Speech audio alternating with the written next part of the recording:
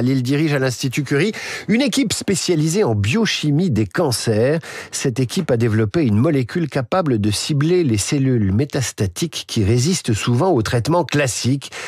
Il va nous expliquer ça tout de suite car cette découverte est sans doute majeure.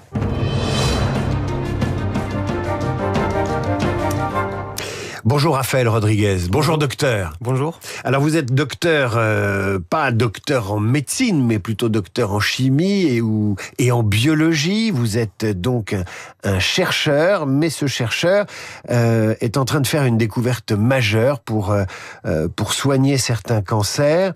Alors on va démarrer très simplement avec une leçon magistrale, si j'ose dire. C'est d'abord de nous expliquer ce qui se passe dans les cellules de nos organes quand nous développons un cancer. Très bien, merci de m'inviter. Mais je vous en prie. Alors un cancer, c'est le résultat de mutations dans notre génome. Donc comme vous le savez sans doute, nos cellules ont une fonction.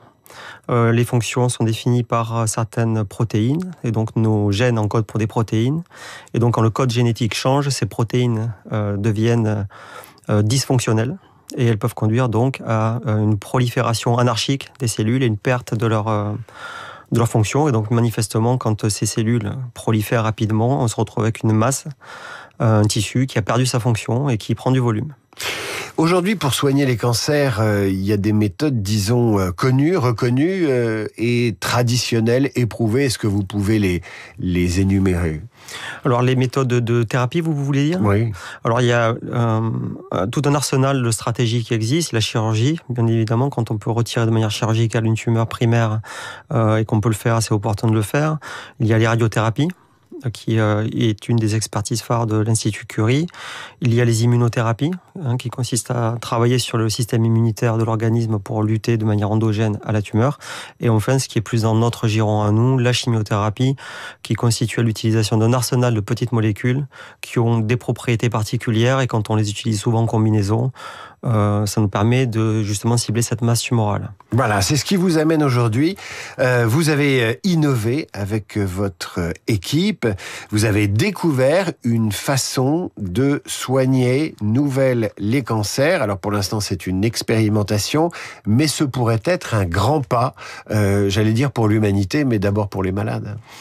Alors, il faut revenir à une statistique qui est bien dessinée maintenant. Aujourd'hui, on sait que 70% minimum des patients qui succombent de leur cancer ne succombent pas de la tumeur primaire, mais de ce qu'on appelle la dissémination métastatique, qui est en fait la capacité de certaines cellules de s'échapper de la tumeur primaire pour aller coloniser d'autres tissus, d'autres organes, des organes vitaux comme le foie, le cerveau, les poumons, et générer des tumeurs secondaires. C'est bien que ces tumeurs secondaires, qui grossissent dans des organes vitaux, finissent par induire la mort. Et ce qu'on commence à comprendre, c'est que dans la tumeur primaire, certaines cellules ont une capacité d'échanger entre différents états.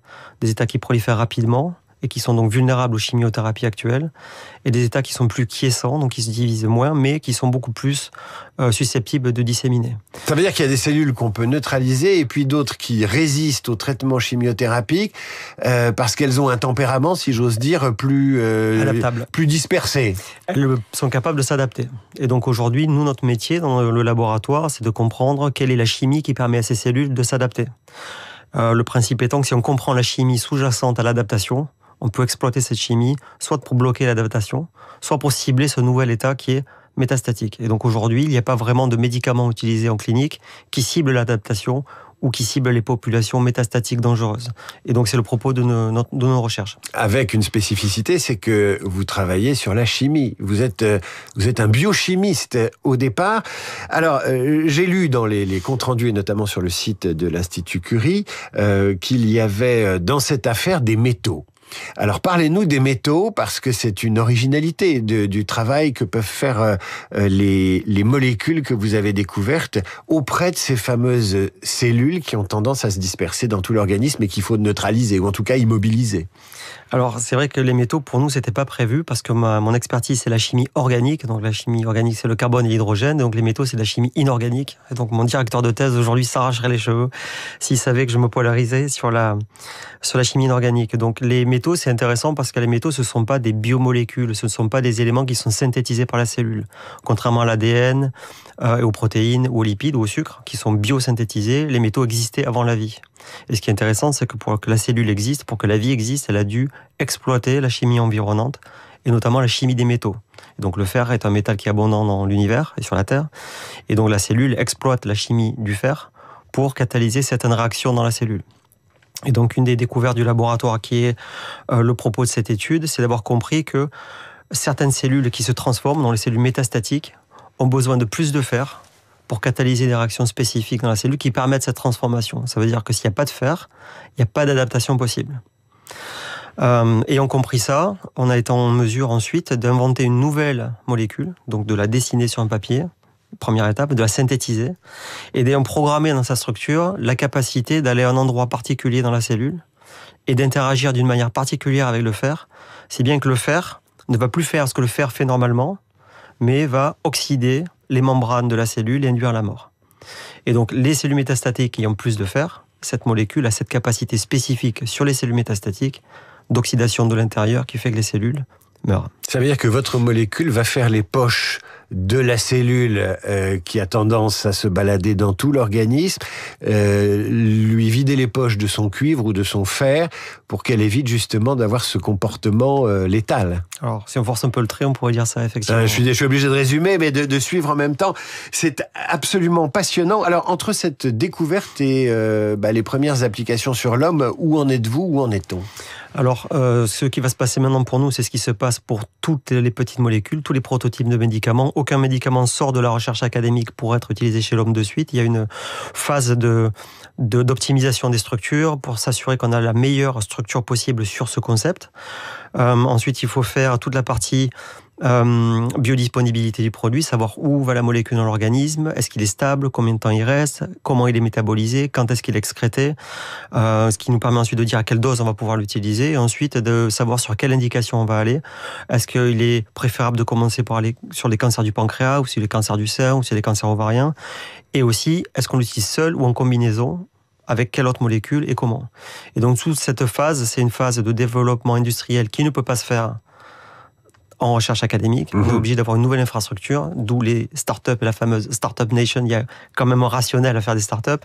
C'est que c'est des gens différents, avec une expertise différente, du matériel différent, qui vont pouvoir maintenant faire ce travail-là. Et donc, c'est ce qu'on fait à l'Institut Curie. Donc, pour ce projet-là, donc vous, c'est la haute couture et vous attendez un fabricant de prêt-à-porter, c'est un peu ça ? Alors je ne vais pas dire ça parce que mes collègues qui sont en charge ne vont pas bien le prendre parce que c'est une expertise qui est différente de la mienne simplement, mais c'est vraiment un métier qui n'est pas celui du chercheur académique. Et donc on crée cette société maintenant avec des collègues, Société Orbitera, qui aura pour objectif de développer ces molécules. Et donc il faut entre 2 et 10 ans. 10 ans, c'est le cas bien sûr le plus défavorable. Aujourd'hui, c'est plus rapide qu'avant, donc on peut espérer qu'en 2 ans, on puisse avoir fait l'écrasante majorité du travail. Ceci étant, c'est la France, il y a moins d'argent. Il y a moins d'argent à risque, et c'est pas vraiment dans la culture française de faire des startups sur ce type de projet. Ça veut dire que les premiers patients en expérimentation ou en études cliniques préalables, ce sera pour quand ?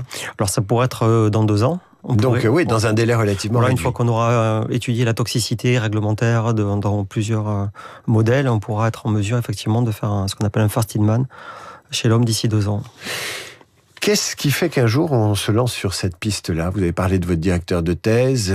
Qu'est-ce qui fait qu'on a cette intuition qui vous a valu des médailles, des récompenses, évidemment des moyens, la confiance de vos équipes et qui fait qu'à 32 ans, vous avez créé quasiment un département sur ces questions-là à l'Institut Curie ? Alors ça se fait pas du jour au lendemain, effectivement, c'est un petit peu un marathon et c'est vrai que le manque de patience fait souvent faire des erreurs et si on prend en compte le nombre d'années qu'il faut pour réaliser une avancée majeure, j'aurais travaillé différemment si j'avais su que ça m'aurait pris 15 ans. Pour être honnête, ce qui a une particularité dans notre équipe, c'est d'avoir compris, d'avoir travaillé dur surtout pour développer ces 2 expertises dans mon laboratoire, la chimie organique, la chimie de synthèse, la compréhension moléculaire et atomique de ce qui peut se passer dans une cellule et la dynamique cellulaire, comprendre ce qui se passe dans une cellule qui permet justement d'avoir tous les tenants et les aboutissants. Et donc la beauté de travailler à l'Institut Curie, c'est qu'il y a un hôpital qui est à côté, un centre de soins. Donc vous voyez des malades ? Je vois pas moi des malades directement, mais je vois des malades rentrer dans dans l'hôpital tous les jours, et surtout j'ai des collègues oncologues avec qui je discute tous les jours, qui me permettent de comprendre quelles sont leurs limites, où est-ce qu'ils en sont, quels sont les progrès, quels sont les essais cliniques en cours, qu'est-ce qui reste à faire. Et c'est ce que disait Marie Curie, c'est pas tant ce qu'on a fait, c'est tout ce qui reste à faire qui nous occupe. Alors justement, j'allais vous poser la question. On parle beaucoup, évidemment, des cancers. Certains sont de plus en plus fréquents, touchent des populations de plus en plus jeunes, et puis en même temps, on les dépiste de plus en plus tôt. Il y a des nouvelles méthodes de soins. À quel progrès on peut s'attendre demain, au-delà des découvertes que vous avez faites ?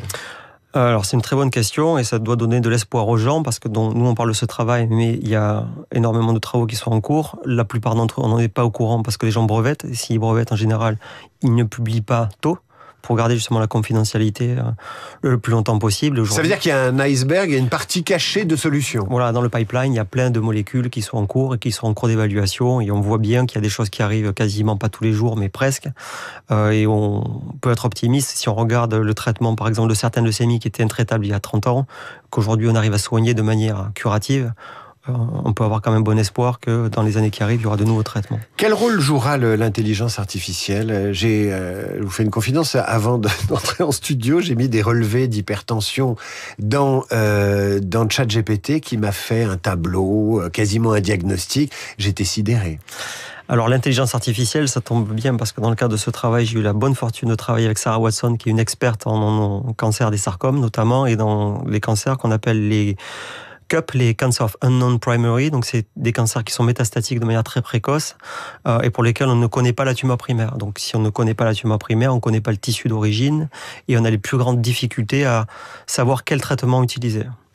Et donc ce qu'a fait Sarah, c'est qu'elle a utilisé toutes les données qui étaient disponibles dans les publications sur un certain nombre de cancers, 20 000 patients par exemple, et elle a comparé le tissu métastatique d'un patient avec les 20 000 autres. Et donc, ayant utilisé l'intelligence artificielle, le résultat, c'était que l'intelligence pointait vers un carcinome au niveau rénal, ce qui lui a orienté, elle, alors qu'elle n'avait aucune idée que ça pouvait être ça, sur un traitement qu'elle a utilisé. Ça lui a permis très rapidement de traiter son patient. Et ce qui était intéressant, c'est la rapidité. En cancérologie, ce qui est important, c'est de traiter vite. Donc l'intelligence artificielle ne remplace pas le cerveau humain, mais permet d'aller beaucoup plus vite que le cerveau. Voilà, donc dans le cadre du cancer, c'était opportun. Raphaël Rodriguez, une dernière question. Sans vous flatter, je voudrais dire à nos auditeurs que vos travaux sont couverts de prix français et étrangers. Vous avez collaboré avec des équipes de recherche prestigieuses en France et à l'international. Vous êtes un chercheur qui trouve, qui est utile à votre pays, à la santé en général. On s'effraie de la fuite des cerveaux, notamment de la France vers l'étranger. Est-ce qu'on doit s'en inquiéter ? Est-ce qu'il y a un moyen de retenir nos bons chercheurs en France ? Vous en êtes l'exemple, vous êtes resté. Je suis resté parce que la France est un chouette pays. Voilà, vous le savez sans doute, je suis attaché au service public, je suis attaché à l'école, à la santé. Et je pense qu'il faut se battre pour ça, il faut le défendre. Donc c'est trop facile de partir à un endroit où il y a beaucoup d'argent, parce qu'il y a beaucoup d'argent. Ceci étant, c'est très difficile de faire ce genre de recherche. Typiquement un article à Nature ou Science ou Cell, c'est beaucoup d'argent. Reproduire ces expériences-là, plusieurs articles dans ces journaux, ça coûte énormément d'argent. C'est très difficile de faire ça en France et on se retrouve dans une situation paradoxale où on est évalué et on nous demande de faire beaucoup d'articles de ce genre sans pour autant avoir les finances pour le faire. Donc il faut choisir. Ça s'appelle une injonction paradoxale. Raphaël Rodriguez, merci d'être venu expliquer ce que vous faites aux auditeurs de Radio Classique. C'est passionnant. Pour approfondir, il faut aller sur le site de l'Institut Curie et vous trouverez facilement des synthèses des travaux de Raphaël Rodriguez et de son équipe. Vous pourrez aussi faire un don dans la rubrique « Nous soutenir » du site de l'Institut Curie. Merci, docteur. À suivre le rappel des titres, la revue de presse d'Hervé Gattegno et notre esprit libre du jeudi, Franz-Olivier Gisbert.